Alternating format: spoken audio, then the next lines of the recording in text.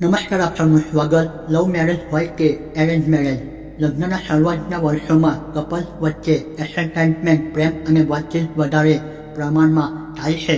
પછી જેમ જેમ સમય પસાર થતો જાય તેમ પતિ પત્ની વચ્ચે સંબંધોને લઈને જે એક્સાઇટમેન્ટ હોય તે ઘટવા લાગે છે. એ સમય એવો પણ આવે છે કે જ્યારે કપલ્સને એકબીજાની સાથે રહેવું બોરિંગ લાગે છે. આવી સ્થિતિમાં ઘણી વખત ઝઘડો થાય, વિવાદ થાય કે એકબીજા પર ગુસ્સો આવે છે. લગ્ન જીવનમાં આવી સ્થિતિ સર્જાઈ હોય તો તેના માટે કપલે કેટલાક કામ કરી લેવા જોઈએ. આજે તમને આવી કેટલીક ટિપ્સ જણાવીએ જેને ફોલો કરવાથી લગ્નમાં ફરીથી રોમેન્સ વધારી શકો છો. રોમાંસભરી ક્ષણોને યાદ કરો.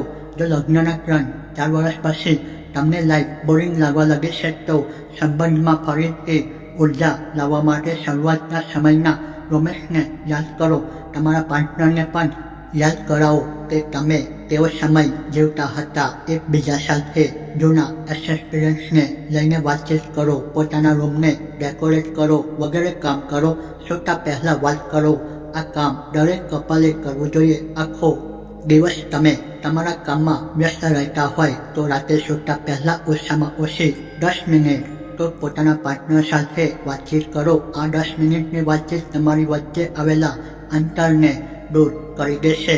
વાતચીત સુધારો. લગ્ન પછી જે જવાબદારીઓ આવે છે તેને નિભાવતા ઘણી વખત પતિ પત્ની એકબીજા સાથે વાતચીત કરવાનો પણ સમય કાઢી શકતા નથી. જો તમારી વચ્ચે પણ વાતચીત ઓછી થઈ રહી હોય તો સૌથી પહેલા કોમ્યુનિકેશન સુધારો. વાતચીત કરવાથી બોરિયત દૂર થાય છે. સાથે જ જો કોઈ ગેરસમજ હોય તે પણ દૂર થઈ જાય છે. એકબીજા પ્રત્યેનો પ્રેમ વ્યક્ત કરો. લગ્નના થોડા વર્ષ પછી કપલ એકબીજાને હગ કરવાનું તો દૂર, હાથ પકડીને ચાલવાનું પણ છોડી દેતા હોય છે. જરૂરી નથી કે લગ્નના શરૂઆતના સમયમાં જ આવું થાય. લગ્નના વર્ષો પછી પણ જ્યારે તમે વોક પર નીકળો તો એકબીજાનો હાથ પકડીને નીકળી શકો છો. જો આવી રીતે તમે પ્રેમ વ્યક્ત કરતા રહેશો તો લગ્ન જીવનમાં ક્યારેય બોરિયત નહીં આવે. તો દોસ્તો, આ હતી સંપૂર્ણ માહિતી. વિડીયો પસંદ આવ્યો હોય તો વિડીયોને લાઈક કરી ચેનલ સબસ્ક્રાઈબ કરી શકો છો. અહીંયા સુધી વિડીયો જોવા બદલ તમારો ખૂબ ખૂબ આભાર.